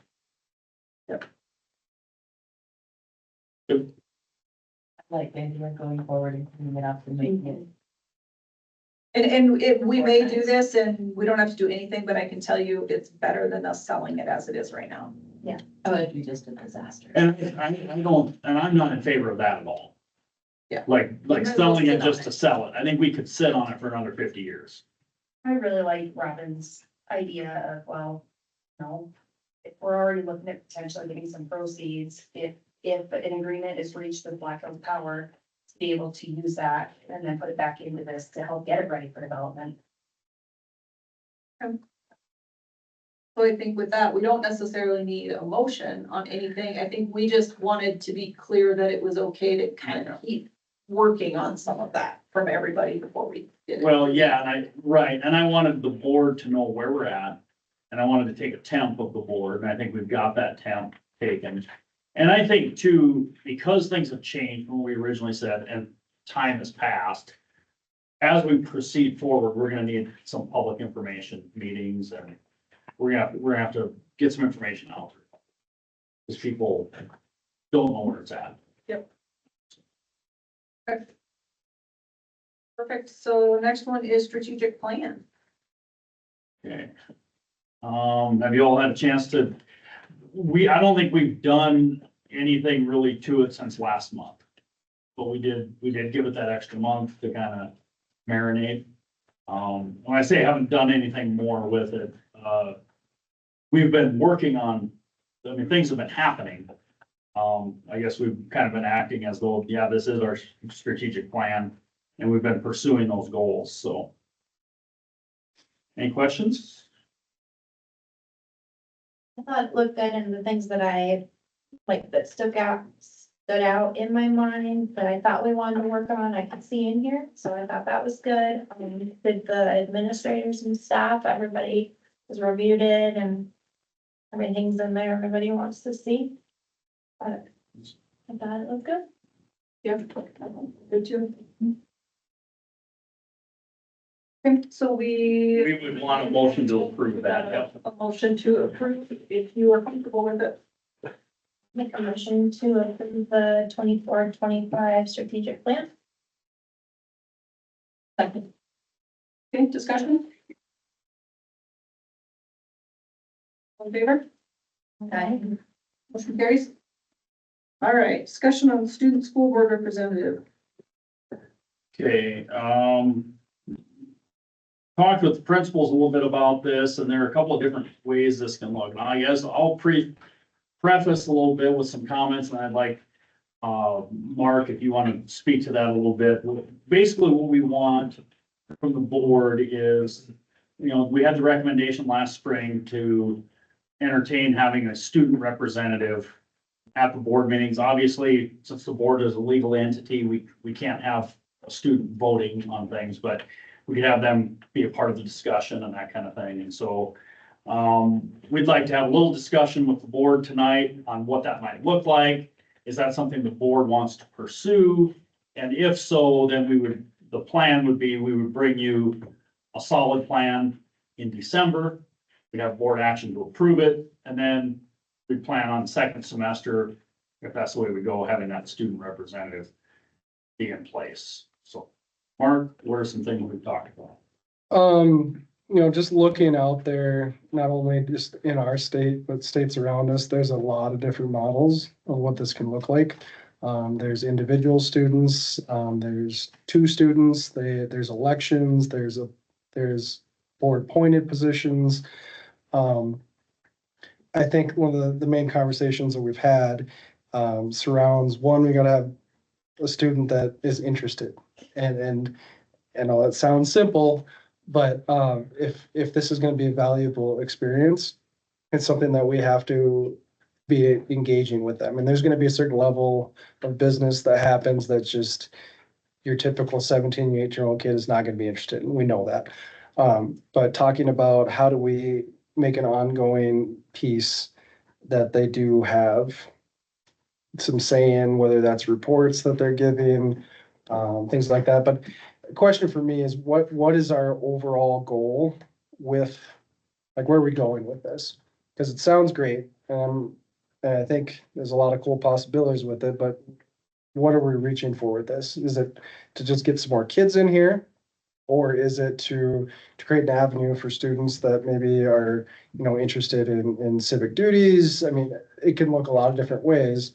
And if I'm gonna start putting something together with Dr. Pearson, or all of us are, I think that some of those discussions just need to be had about what our foundation of this program would be. Well, I can tell, I mean, I'm the one that brought it up originally. A couple different things, and I'll wear both hats a little bit. One, obviously I work in a civic world, public world. It's really sad to see no kids wanting to be involved because they're scared. They don't understand the process. They're worried about going in front of adults and talking to them. They don't know how to stand up to people. I see it every day, and I don't like that our kids have no idea how decisions are made. That's my take of it, is I feel like they need to be a part of that decision-making process so they understand this is how real life works. This is not just a school board. This is with your elections that take place. It's your cities that you live in. It's your communities that you live in. It's how things get done. That was why I thought it was interesting. I also think it would help certain kids to understand they do have a voice. Just because they're a student in our school, they don't have to have their parents come and do it. They don't have to have their teachers do it. They have the ability to come to a meeting and voice their public opinion, but there's proper ways to do it.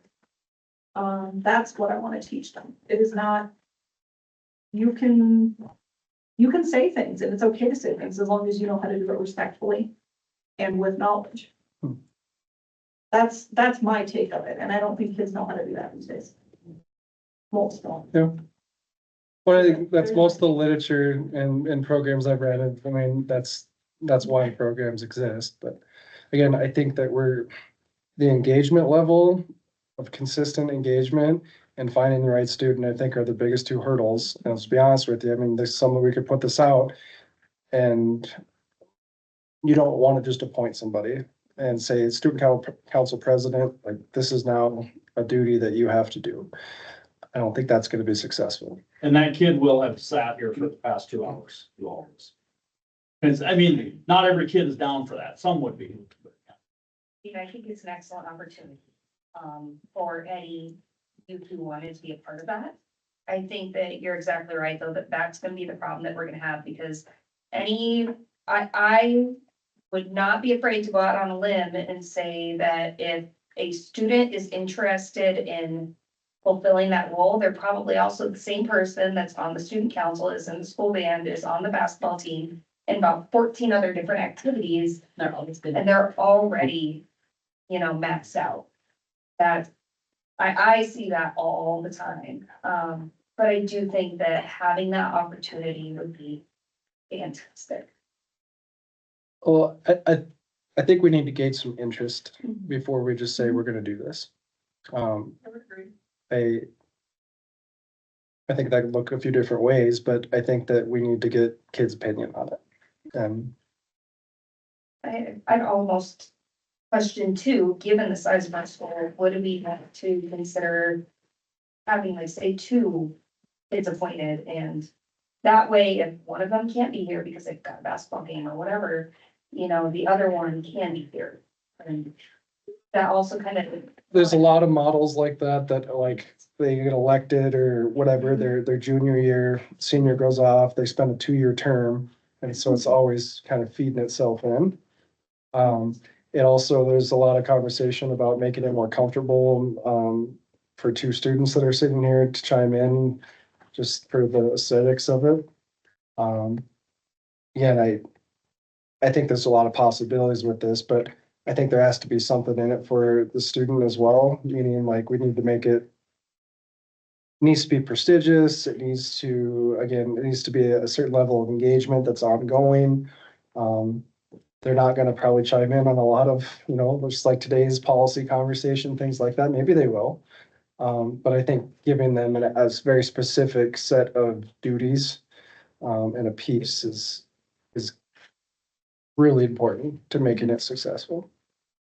I think you have to give them like a spot at the table instead of just like put them in a chair. You have to give them like a spot at the table. Maybe an agenda item, update or something that's going on. And I think the stuff that I've seen a lot of isn't just, they don't get to vote, but they're talking to the school, they're coming back with feedback of, hey, this is what's going on, and this or that, or like, it's really getting them involved in what's happening in the school, and that's what they're supposed to be updating us on. Of, from a kid's perspective, what's happening, not from the administrator's perspective. It's like an administrative report. But it's their a report. student report. Yeah. Of things. I think there's a lot of things that could happen. And it may not work. That's okay. If it doesn't work, it doesn't work, but I think it's, at least we tried something different. I don't know. Does that answer your questions? Well, Mark, I or think really? what we can do, over the next month is I think that we can put out some survey data, gauge them, see what the interest level would be. If there is some interest, I think that we could come up with 2, 3 different variations of what this could look like. And then we could bring that back and see what's gonna fit, with a recommendation of what's gonna fit best for our current situation. And I think that my only ask, when I had originally asked about it, was just look at it, see if it's an option. Cause I've seen it work in other schools. Oh yeah, there's a lot of successful programs. So. Yep. I appreciate the update. I mean, that's all I was asking, is just where it's at, because I know it kind of got talked about, and then, life happens and school And it happens. might take a while. It might too. take more than this year. So, Right. like, my husband's employer, they do surveys and they ask you like how things are going in your desk and all this stuff. And at first, like nobody wanted to say. And then after 3, 4, 5 years, they started making changes based on what the employee said. And now everybody is just gives their opinion on all this stuff. So if the kids could see that, so it might, if we can get engagement for those first couple of years, but then it's really positive, I think it could be a really good thing, but it might be slow at first. And it might be, and I think it's just something that's, I've heard that from a lot of students, is they feel like, well, we don't really, we're kind of removed from the stuff that happens in here. So if we don't try, then we're not gonna make any changes. Okay. That's it. So now we're on to the open enrollment piece that we had. Yep, and who it is doesn't matter, but, the situation is, these are kids that have been here since kindergarten. Have moved, families moved out of the district. but they want to continue to go to school here. So to approve these openly, an open enrollment request at this time is outside of the time frame that's acceptable, but since there already are students, you know, we have the freedom to go ahead and accept that. That would be the least disruptive thing for those kids. So, So we would just need a motion to approve the two, open enrollment forms. I'll make a motion to approve the two open enrollment forms. Again, Okay, discussion? All in favor? I, Motion carries. The non-signed ones. Okay, the next, agenda item is, there's a correspondence letter in the packet, from the wellness committee. I think wellness day went well. Yeah. Sounds good. it was really good, and they, as evidenced by the thank you note, they appreciated the coffee. The coffee truck. Yeah, I think that was the most orders that we've ever We ended up having like 80. There's a lot of Yes. pre-orders. Yes, so That means the teachers read their email. it, they did. you put copies in the. Every copy. They're catching on. Yeah. Copy? All right, so we are to administrator reports. Start the clock. I'm gonna go quick. All right, so first, 2 minutes. okay, a couple of things. Yeah, you know, the last few weeks I've been doing Friday frenzy with staff, and it's not yeah, it's kind of my deal, but it's not really about me. It's just about the staff getting a chance to kind of come in, share a little treat. We play some corny little game. There's some prizes, but you know, I've done it now in all three buildings, and now coming back Friday to the elementary, it's gonna be their turn again. The thing that I really liked about it is, we've had good turnout and people just spend some time getting together and talking. You know, so that's been kind of fun. And next item, you all saw my letter to the planning and zoning commission, and that is going to go to We got the, notice too, sorry. We got a second notice. I just opened it saying. second notice. Assuming it's for the next. Your meeting is like next Monday. Monday. Yeah. Hopefully some people could go. Yep, next Monday, before the city commission, so planning and zoning recommended to approve the zoning request, changing that little property to,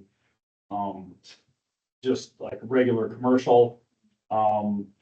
One recommendation or one option would be that he could reapply for, commercial enterprise, which would allow pretty much anything except gaming, and that was the school district's, objection to it is, you know, we've had gaming establishments as neighbors.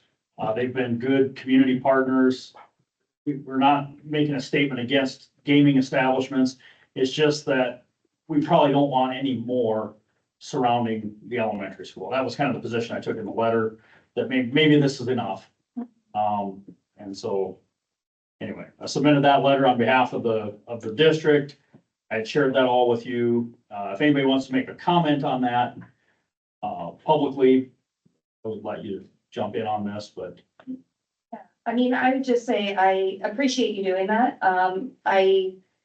I do have some concerns about changing the zoning there, to allow for, C1, which would be anything that would allow gaming, from CE, commercial enterprise.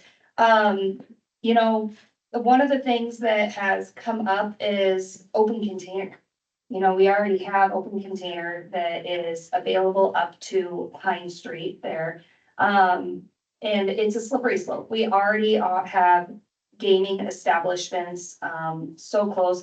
We already have one building right next to the school that's zoned as C1, even though it's not used for gaming purposes. My question will be, you know, where does it stop? And with the open container issue, and then, you know, how it could potentially interfere with, you know, our day-to-day school operations. So I do appreciate you, taking the time to write that letter and, you know, say pretty eloquently what your thoughts were, and what our thoughts were with it. One of the things that did come out of that meeting was, I mean, the owner of that property, specifically stated that there was interest from gaming establishments to purchase it. Which is exactly why, you know, they're looking for that change in zoning, so.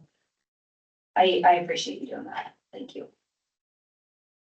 Yeah, and ultimately, the city's gonna do what the city's gonna do. But I think we've gone on record. Yeah, and I would say, you know, seeing a lot of, city of Leeds, city of Deadwood, commission, like when you're a board and you're making hard decisions, if you have input from the public that you can fall back on and say, I had 50 people email me in support or opposition to this, that really helps. And so, if people or parents or anybody wants to get a hold of the city commission and just say, you know, this is my personal opinion. There is a different zoning option that allows for anything commercial except for gaming, and we like the buffer that we have, and ask them to, you know, put your opinion out there. That's, I think, the most that we can do is just ask them. And it was interesting when I read through the minutes and got notification, you know, it was a 3-2 vote. So it wasn't a 3-3, you know, it wasn't a full vote. It was an in-between vote. So now it goes to a different board, different everything. They have that recommendation. They're gonna see that 3-2 vote. So I think the biggest thing that we want to make sure is that if the general public has concerns to, you know, the school board already put our concerns on notice. We want to make sure that everybody uses that right and, you know, says something if they want to, one way or another, whatever you guys choose, but it is important. My biggest concern with it is not just, I mean, I think the school district has always had great partners with those agencies that are there. I mean, they work with us all the time. My biggest is parking. That building right now has one assigned parking space. What are they gonna do if an establishment goes in there? I'd like to know where that's gonna go, because that's gonna be an issue. So I think that's really all it is just make sure that people know about it. We did get notice again. Deadwood has been really good about giving us notice. But it is on Monday, November 18th at 5 PM at the city of Deadwood. So. And it's from public, currently that building is on public use. And they're trying to go to C1 commercial. And originally that used to be the chamber building. That was the old chamber building. So that's why it was a public use building. And you have the bank on one side and you have the fire department on the other. There you go. That's all we had on that. I think you have anything else done for updates? Oh, I do, You and for do? the record, Yeah. other people You're over. talked in my, no, other people talked in my Your report. 2 minutes. You talked more than I did. You did. Okay, December 7th, a date which will live in infamy, especially after 2024, is the staff Christmas party at the lodge in Deadwood. Dun, dun, dun.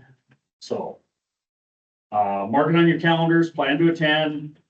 Make sure you tell Mary Yep, respond to Mary. and we'll have dessert. I Rice Krispie treats. already told her no dessert. He said no dessert. Dessert is like $3,000. We're buying cookies. Buy some dessert. They're not gonna let you bring it in. Oh, I bet you. we Don't can worry, figure we're it putting out. them in our pockets. I want your pocket. Well, fish and cookies out of Amber's pocket. Amber's gonna wear a cute outfit. All right, this, Have a hey, tray of you're taking my time. All right, Don't put that in the agenda. we had In the minutes.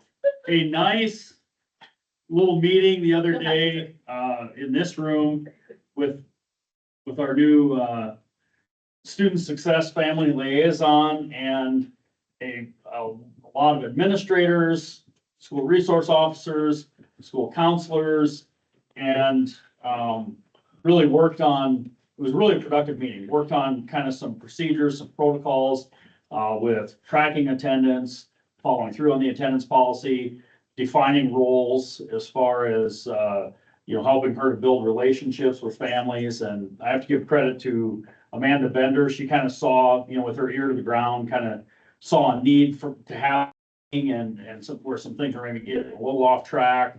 We're able to, I think, address some things that'll kind of get things headed in the right direction. So that was really good and productive. Also, same week as the Christmas party, it's gonna be really a busy week. December 5th, we're gonna have the elementary concert here. We're also gonna have the CTE night, where you'll be able to come and see all the wonderful things that the little munchkins do in the CTE classes, and it'll be pretty cool. So kind of mark that on your calendar. What time is that? CTE night starts at what, 5? Yeah, 5 to 7, and we'll Chili make cook-off? chili cook-off, hot chocolate bar. Store will be open. Displays from the different departments, potentially even some little demonstrations from their individual classes. Check out the new fax room at the very beginning before we kind of shut that area down, so we don't interfere with the elementary and the concert and having people go back and forth. And Bill, you'll be pleased to know that I decided against bringing the router table down to the cafeteria. It throws a lot of dust, anyway, that's all I got. Activities director report. All right, fall sports just kind of wrapped up here. I believe, football and cross country so far have had their banquets. We did see some success here in the fall season, so cross country sent a girl, to state. We had a state qualifier there. The girls squad at regions ran with a full team. And then golf sent 2 to state, almost had 3. One was, I think, 2 places away from qualifying for state himself. Volleyball had the most successful season they've had in a while here this fall. I believe some of the boys were telling me at workouts that it was the first time that some of those juniors and seniors have seen the girls win a 5-set match on a home court. So, a good step in the right direction. Right now we have middle school girls basketball going. They're having a pretty successful season getting started. I believe at least 7th grade team is 3-0 right now. The 8th grade girls before the meeting had 1-2, and they're starting to play their 3rd. They won They won. 31-6. The big time It win. was 30, what did I say, 32 to, I don't remember. Yeah. Middle school wrestling's going on right now, girls and boys. Moving into high school sports here will get going at the end of November, and then through February there. So the girls basketball team had 22 girls in workouts on Monday morning. So normally I have a group at weightlifting with anywhere from 4 to 6 boys. Added 22 girls in that. It's a little different dynamic. But it was good. It was positive. It looks like there's gonna be about anywhere from 17 to 20 boys right now that are attending open gyms and came to those meetings. Girls wrestling, looks like they're gonna be somewhere between 12 and 15 girls between the middle schoolers that get pulled up and the high schoolers that are going to be there. Boys wrestling will be somewhere between 8 and 10 boys with the middle schoolers. They're talking about bringing up some of those 8th graders and 7th graders. And the boys program only has 1 senior. And now we are fully staffed at the high school wrestling level as well. So a lot of positives. I did, with help from the city of Deadwood, set up dates for the Prospector Bowl next fall. So August 30th, we're gonna play Woonsocket, Wessington Springs, Sanborn Central, for the Which one? Prospector Bowl. That's the whole thing right there, all 3. And then we will have homecoming on September 26th against Custer, sorry. And that's everything I have.